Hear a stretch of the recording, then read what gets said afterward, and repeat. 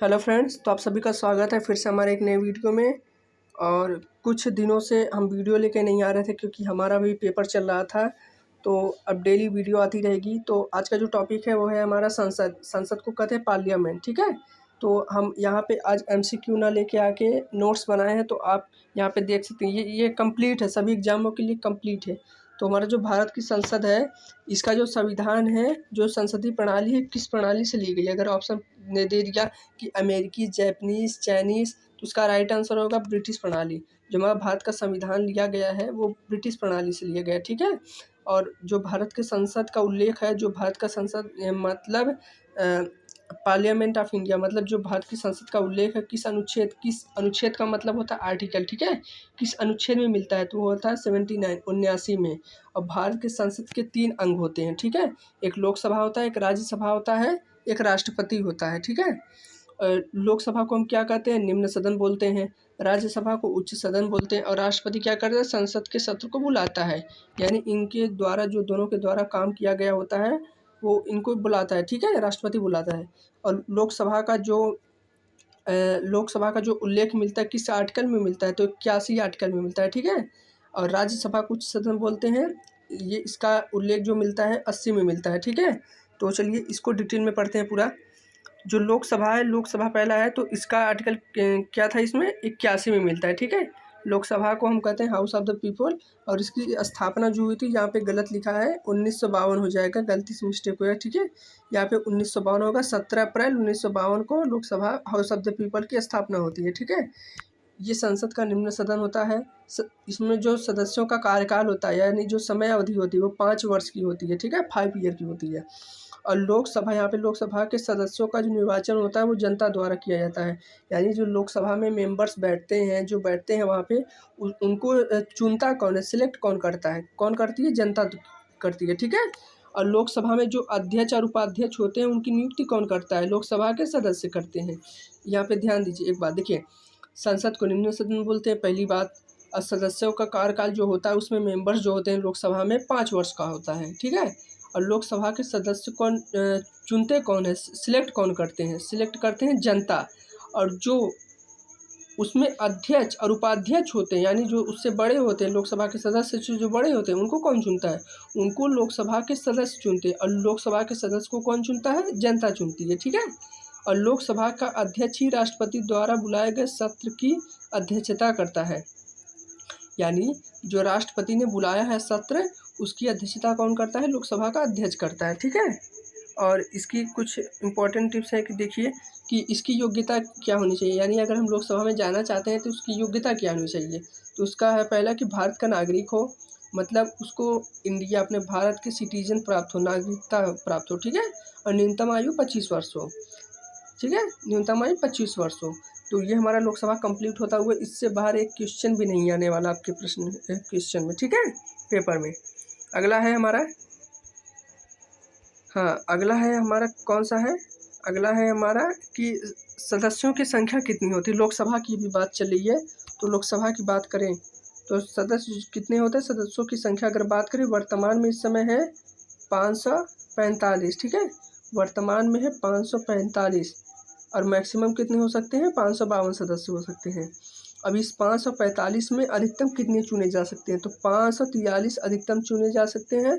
और 2 जो बचेंगे वो कंपलसरी रहेगा, राष्ट्रपति ही चुनता है, आंग्ल भारतीय समुदाय, ठीक है। और इस 543 में से कितने राज्यों से चुने जाते हैं, ठीक है। तो 543 में से 530 राज्यों से चुने जाते हैं, यानी स्टेट से। और जो केंद्र शासित प्रदेश से बचा कितना, इसमें 13, ठीक है। तो फिर से समझ लीजिए कि मैक्सिमम जो सदस्य होते हैं 552 है, और वर्तमान की बात करें तो 545, ठीक है। 545 में से 2 जो होते हैं वो राष्ट्रपति द्वारा चुने जाते हैं, आंग्ल भारतीय समुदाय के, ठीक है। और 543 अधिकतम चुने जा सकते हैं, ठीक है, अधिकतम की बात किया है। और 543 में से हमारा 530 स्टेट द्वारा चुने जाते हैं, और 13 केंद्र शासित प्रदेश द्वारा, ठीक है। अब 552 की यहाँ अगर बात करें, अगर इसमें अधिकतम की बात करें तो 2 तो हमारा कंपलसरी, यहाँ अगर बहुत ही सिंपल है, 2 को यहाँ पे हमेशा कंपलसरी रहेगा, इसको निकाल दीजिए। तो बचेगा कितना, 552 में से 2 निकाल देंगे तो 550 बचेगा। 550 अधिक चुने जा सकते हैं, और 530 हमारा स्टेट द्वारा, और बचा कितना 20 हमारे केंद्र शासित प्रदेश द्वारा। ठीक है, इसको आप अच्छे से पढ़ लीजिएगा। और फिर अगला है, इसमें नोट है कि नोट मंत्री परिषद ही सामूहिक रूप से लोकसभा के लिए उत्तरदायी होता है, यानी जिम्मेदार होता है। जैसे कोई किसी का जिम्मेदारी रखता है, मतलब लेता है, जैसे घर की जिम्मेदारी माँ बाप के सिर पे होती है, उससे बड़े हैं तो दादा की होती है, तो उसी प्रकार मंत्री परिषद ही सामूहिक रूप से उसके लिए उत्तरदायी होता है। यानी कोई भी गलती हो तो वो मंत्री परिषद पर ही आएगा। अब मंत्री परिषद में कौन कौन होते हैं? अध्यक्ष कौन होता है? प्रधानमंत्री, पीएम होता है। ठीक है, प्रधानमंत्री होते हैं, कैबिनेट मंत्री होते हैं, राज्य मंत्री होते हैं, बिना विभाग के भी मंत्री होते हैं। ठीक है, कैबिनेट मंत्री, राज्य मंत्री, प्रधानमंत्री। ठीक है, और इसमें एक पॉइंट देने वाली बात है कि अविश्वास प्रस्ताव क्या होता है। अविश्वास प्रस्ताव आपने सुना होगा। तो देखिए, जैसे कोई दो पार्टियां हैं, ठीक है, उनको जैसे दो पार्टियां आपस में क्या करती हैं कि वो एक दूसरे को नीचा गिराने की कोशिश करती हैं या उनकी सरकार गिराने की कोशिश करती हैं, तो उसके लिए एक अविश्वास प्रस्ताव लाया जाता है। ठीक है, यहाँ पे देखिए लिखा हूँ मैंने लिखा है कि विपक्ष द्वारा लोकसभा में सरकार को हराने या उसे कमज़ोर करने की उम्मीद से यह रखा जाता है। ठीक है, जैसे आपने देखा होगा विपक्षी पार्टी या पोजीशन पार्टी में यही करती है, वो उनकी बुराई करेंगी, वो उनकी बुराई करेंगी। ठीक है, अविश्वास प्रस्ताव एक सत्र में सिर्फ एक बार ही लाया जा सकता है। ठीक है, एक सदस्य लिखित रूप में यह नोटिस देगा और 50 सदस्यों के समर्थन के साथ होना चाहिए। यानी उसमें क्या है कि एक मेंबर जो होगा लिखित में देगा, लिखित में हैंड रिटन में देगा, और 50 मेंबर्स उसके फेवर में रहने चाहिए, तभी ये होगा। और ये जो सबसे इम्पोर्टेंट पॉइंट ये है कि अविश्वास प्रस्ताव केवल लोकसभा में ही रखा जाता है। अविश्वास प्रस्ताव केवल लोकसभा में ही रखा जाता है और किसी राज्यसभा में नहीं रखा जाता। ठीक है, अगला अगर हम देखते हैं, अगला हमारा क्या है कि हाँ, अगला एक पॉइंट है कि विश्वनाथ प्रताप सिंह पहले ऐसे प्रधानमंत्री थे जिन्होंने विश्वास मत हासिल नहीं कर पाए थे। ये आता है ऑब्जेक्टिव क्वेश्चन में, पूछ लिया जाता है कभी कभार। ठीक है, और हमारा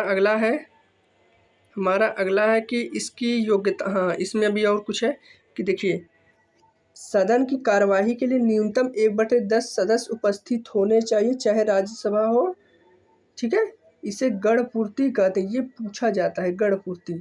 इसमें क्या होता है कि सदन की कार्यवाही के लिए न्यूनतम 1/10 का मतलब ऐसे समझिए, अगर मान लीजिए 100 व्यक्ति हैं, 100 का 1/10 कितना होता है? 10 होता है। यानी 100 में से 10 सदस्य उपस्थित होने चाहिए। ठीक है, अगला है कि हाँ, यहाँ पे एक पॉइंट है, ये पूछा जाता है, ये लुसेंट का भी एक भाग है। जैसे पहली लोकसभा अध्यक्ष, महिला अध्यक्ष कौन थी? मीरा कुमारी थी। और पहले लोकसभा अध्यक्ष कौन थे? पुरुष की बात करें तो जीवी मालवंकर थे। ठीक है, पहली लोकसभा महिला अध्यक्ष, पहले लोकसभा अध्यक्ष, यहाँ पे महिला अध्यक्ष, यहाँ पे पहले लोकसभा अध्यक्ष। ठीक है, जीवी मालवंकर और मीरा कुमारी, इसको आप याद करिएगा। ये पूछा जाता है, बहुत बार पूछा जा चुका है, ये सबसे ज़्यादा ये पूछा जा चुका है, जीवी मालवंकर। ठीक है, और शून्यकाल किसे कहते हैं? ये भी पूछा जाता है। संसद में प्रश्नकाल और कार्यसूची के मध्य का जो समय होता है उसे शून्यकाल कहते हैं। ठीक है, अगला है, अब अगला पॉइंट है कि राज्यसभा, लोकसभा वो कंप्लीट हो गया है। ठीक है, अब पहला है कि राज्यसभा, ये संसद का सबसे उच्च सदन होता है। ठीक है, और इसका उल्लेख किस आर्टिकल में मिलता है? 80। ठीक है, राज्यसभा के सदस्यों की नियुक्ति राज्यसभा विधानसभा के सदस्य द्वारा किया जाता है। उसमें क्या था कि जो लोकसभा के सदस्य होते हैं उनकी नियुक्ति कौन करता है? जनता करती है। और जो उसमें लोकसभा में अध्यक्ष या उपाध्यक्ष जो होते उनकी नियुक्ति कौन करता है? लोकसभा के सदस्य करते हैं। ठीक है, और प्रत्येक 2 वर्षों में 1/3 सदस्य छोड़ते हैं और नए सदस्य आते हैं, इसलिए इसे राज्यसभा कभी भंग नहीं होती। एक प्रश्न ये पूछ दिया जाता है कि ऐसी कौन सी नीति जो कभी भंग नहीं होती, तो वो राज्यसभा कभी भंग नहीं होती। क्यों? क्योंकि देखिए, अगर मान लीजिए कि किसी कमरे में 10 लोग हैं, मान लीजिए 2 लोग चले गए तुरंत और तुरंत 2 लोग आ गए। ठीक है, 2 लोग चले गए, 8 हो गए, फिर 2 लोग आ गए, फिर से 10 हो गए, तो वो हमेशा स्थायी रहता है। यानी यही कारण है कि राज्यसभा कभी भंग नहीं होती, इसलिए इसे अस्थाई सदन कहते हैं। इसीलिए इसे स्थायी सदन कहते हैं, इसे परमानेंट हाउस कहते हैं। ये पूछ लिया जाता है, कई बार पूछा जा चुका है कि कौन सी ऐसा सभा जो कभी भंग नहीं होती। तो वो है राज्यसभा। ठीक है। अगला है कि राज्यसभा के सदस्यों का जो कार्यकाल होता है वो कितने वर्ष को आता है? 6 वर्ष। उसमें क्या था 5 वर्ष, इसमें 6 वर्ष। ठीक है। लोकसभा में 5 वर्ष और राज्यसभा में 6 वर्ष। उपराष्ट्रपति राज्यसभा का पदेन सभापति होता है और इसका कार्यकाल 5 वर्षों का होता है। जो उप राष्ट्रपति राज्यसभा का जो पदेन सभापति होता है उससे बड़े वाला पद का होता है, उसका कार्यकाल जो होता है 5 वर्ष का होता है। ठीक है। उपसभापति को अपने में से राज्यसभा के सदस्य ही चुनते हैं। जो उपसभापति को कौन चुनता है? राज्यसभा के सदस्य ही चुनते हैं जो उपसभापति होता है। ठीक है। और इसकी योग्यता क्या होनी चाहिए कि भारत का नागरिक हो और न्यूनतम आयु 30 वर्ष हो। और यहाँ पे अगर सीट की बात करें तो यही पे मैक्सिमम जो सदस्य होते हैं वो 250 होते हैं। वर्तमान में 245 है। यहाँ पे 233 हो जाएगा हमारा राज्य द्वारा जो चुने जाते हैं और राष्ट्रपति के द्वारा नहीं, यहाँ पे राज्य यहाँ पे 229 हो जाएगा। 4 यहाँ पे, यहाँ इसको आप पढ़ लीजिएगा अच्छे से। ठीक है। और हाँ, इम्पोर्टेंट पॉइंट्स ये है कि कुछ है यहाँ पे कि पहले सभापति कौन थे? राज्यसभा पहले सभापति की बात करें तो राधा कृष्णन थे। ठीक है। पहले उपसभापति कौन थे? एस.बी. कृष्णमूर्ति राव। ठीक है। और अगला है कि संसद की समितियां, तो लोक सेवा समिति, नियम समिति, विशेषाधिकार समिति, तदर्थ समिति। तदर्थ समिति में क्या है कि विशेष उद्देश्य के लिए बनती है और उद्देश्य पूरा होने पर यह समाप्त हो जाती है। ठीक है। और इसमें कुल सदस्य आपको बता दिया। ठीक है। लोक सेवा आयोग समिति में कुल 22 सदस्य होते हैं। ठीक है। 15 लोकसभा के और 7 राज्यसभा के। अध्यक्ष कौन होता है इसका? विपक्ष का नेता होता है। इसकी अध्यक्षता जो करता है। ठीक है। काम क्या होता है? मंत्रालयों के व्यय और सीएजी की रिपोर्ट पर विचार विमर्श करना। ठीक है। अगला है, हाँ, ये इम्पोर्टेंट नोट्स है कि चौधरी चरण सिंह एक पहले व्यक्ति थे जिन्होंने संसद के सत्र में भाग ही नहीं लिया। चौधरी चरण सिंह पहले एक व्यक्ति थे जिन्होंने संसद के सत्र में भाग ही नहीं लिया। काफ़ी इंपॉर्टेंट पॉइंट्स ये हो जाता है। ठीक है। इसको आप अच्छे से पढ़ लीजिएगा। और अगर आपको ये वीडियो पसंद आता है तो वीडियो को शेयर ज़रूर करिएगा। धन्यवाद।